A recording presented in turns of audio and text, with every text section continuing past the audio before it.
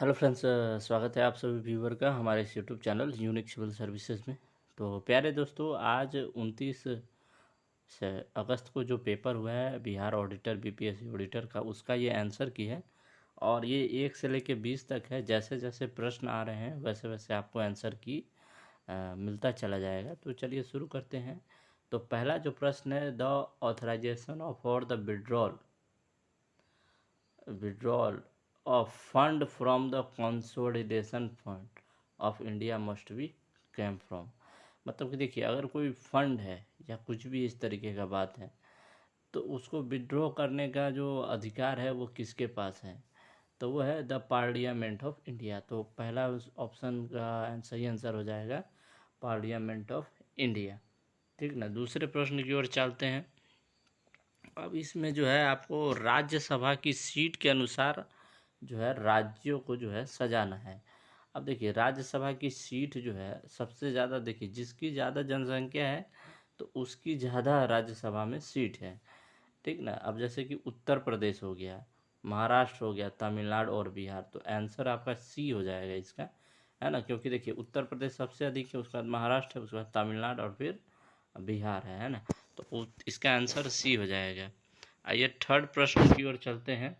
ये भी बहुत ही शानदार सा प्रश्न है कि अगर कोई अमेंडमेंट होता है इन कॉन्स्टिट्यूशन, मतलब संविधान में किसी प्रकार का अगर संशोधन होता है तो लोकसभा और राज्यसभा दोनों के द्वारा पास किया जाता है ना। तो इसका जो थर्ड का जो सही आंसर हो जाएगा वो आपका हो जाएगा 1 और 2, है ना। तो ऑप्शन नंबर डी इसका हो जाएगा।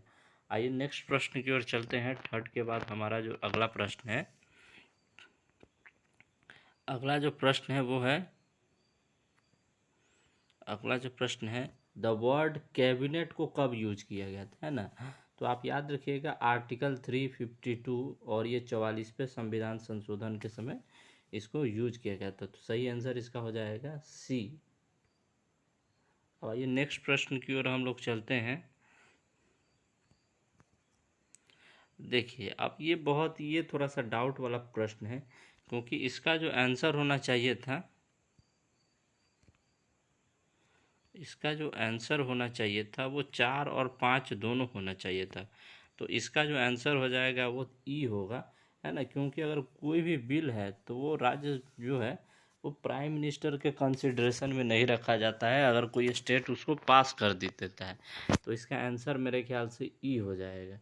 ठीक ना। 5वें प्रश्न का, अब ये देखिए थोड़ा सा आपको ये प्रश्न नहीं दिख रहा होगा, लेकिन अगर कोई पंचायत, इस प्रश्न क्या है, द क्वेश्चन ऑफ डिसक्वालिफिकेशन।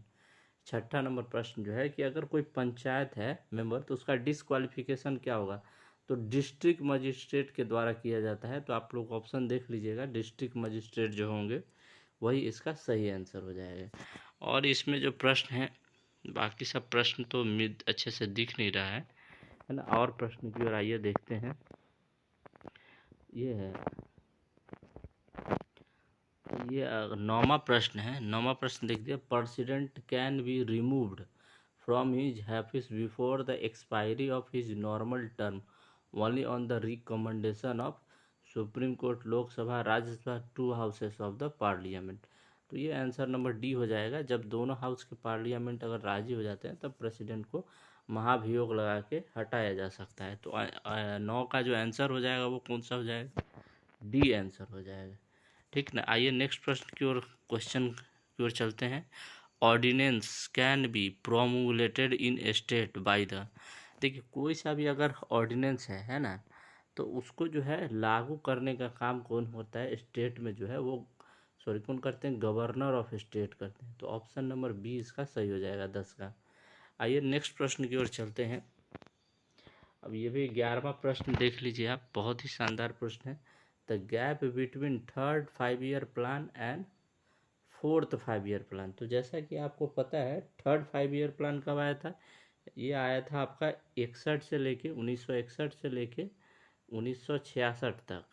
और जो लास्ट जो 5 ईयर प्लान, उसके बाद चौथा जो आया था वो आया था 1959 में, 1959 में। तो आंसर इसका हो जाएगा 3 ईयर। ठीक ना। आंसर क्या हो जाएगा इसका, 3 ईयर। चलिए नेक्स्ट प्रश्न की ओर चलते हैं।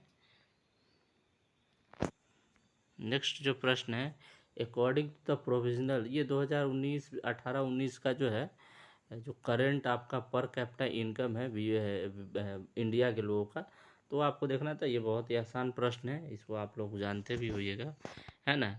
मनी लॉन्ड्रिंग एक्ट कब आया था, है ना। मनी लॉन्ड्रिंग एक्ट ये अटल बिहारी वाजपेयी के कार्यकाल में जो आया था, तो ये आंसर इसका हो जाएगा बी, है ना। देख लीजिएगा इसको भी एक बार। अब देखिए जनरल जो ह्यूमन इंडेक्स होता है ना, तो वो लाइफ एक्सपेक्टेंसी से होता है, पर कैपिटा इनकम से, लिटरेसी, तो all of the above. Option इसका हो जाएगा डी, 14 का। ठीक, आइए नेक्स्ट प्रश्न की ओर चलते हैं। बहुत ही आसान आसान क्वेश्चन है, देखिए आगे आगे, है ना। New industrial policy of India 1991 is based on, तो जो नई इंडियन पॉलिसी थी आपकी 1991 की, तो वो किस पे बेस्ड थी। 1991 की जो बेस, जो न्यू इंडियन आपका जो पॉलिसी था, जो कि 1991 में आया था, और ये किनके शासनकाल में आया था, तो आप याद रखिएगा, है ना। ये उस समय कांग्रेस के शासन में आया था। उस समय जो है मनमोहन सिंह जी जो थे, वो उस के आपके क्या थे, प्रधानमंत्री, सॉरी वित्त मंत्री थे। और उन्होंने जो है 8वीं पंचवर्षीय योजना के अंतर्गत जो है, सॉरी जो 2 वर्षीय की पंचवर्षीय योजना जो थी, तो उसके समय जो है इसकी घोषणा की थी। और इसका जो मुख्य उद्देश्य था, वो liberalization, privatization, globalization, all of the above इसका आंसर हो जाएगा। इसमें तीनों चीज़ किया गया था। ठीक ना, आइए नेक्स्ट चलते हैं। TRYSEM, training scheme for rural youth for self employment programme क्या है। तो देखिए नाम से ही पता चल रहा है, रूरल यूथ के लिए जो है, ये आपका जो है, जो ग्रामीण क्षेत्र के जो लोग हैं, है ना, तो ये रूरल डेवलपमेंट के लिए चलाया गया था। बहुत ही आसान सा प्रश्न है ये भी, है ना। आइए नेक्स्ट चलते हैं। फर्स्ट इंडस्ट्रियल पॉलिसी, पहली जो इंडस्ट्रियल पॉलिसी थी वो कब आई थी, है ना। तो बहुत ही आसान सा प्रश्न है ये भी। पहली जो इंडस्ट्रियल पॉलिसी थी, आपको जैसे पता हुआ कि जब भारत को आज़ादी मिला था, तो उसके बाद जो है पहली इंडस्ट्रियल पॉलिसी लाई गई थी, है ना। और इसको आप उसी के बाद ही पंचवर्षीय योजना, ये सारी चीज़ें का जो आगमन हुआ था। तो पहली जो पंच इंडस्ट्रियल पॉलिसी थी, ये आपका,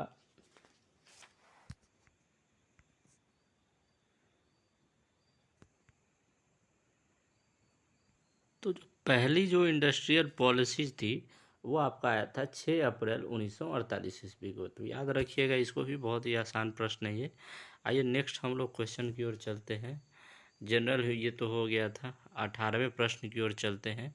मेक इन, अब ये भी कितना बहुत ही आसान प्रश्न है, ये आप लोग सही किए होंगे। 18, make in India global innovative कब लॉन्च किया गया था। मेक इन इंडिया प्रधानमंत्री। अब देखिए यहाँ भी है बहुत ही शानदार प्रश्न। नाबार्ड जो है, NABARD national bank of agriculture and rural, ये किसके लिए है, तो ये रूरल क्रेडिट के लिए, है ना।